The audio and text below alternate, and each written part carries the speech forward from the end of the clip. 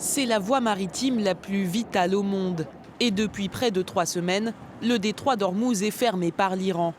Si certains pays se montraient au départ réticents à intervenir dans la zone, aujourd'hui le ton a changé.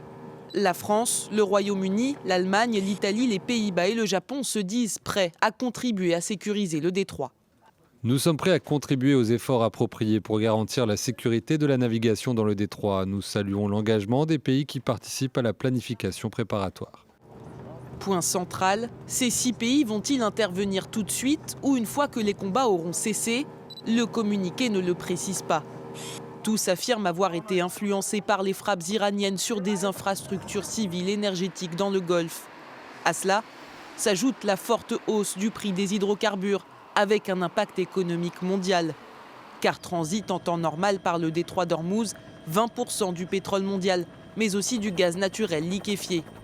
Jusqu'à quand la situation restera-t-elle aussi volatile?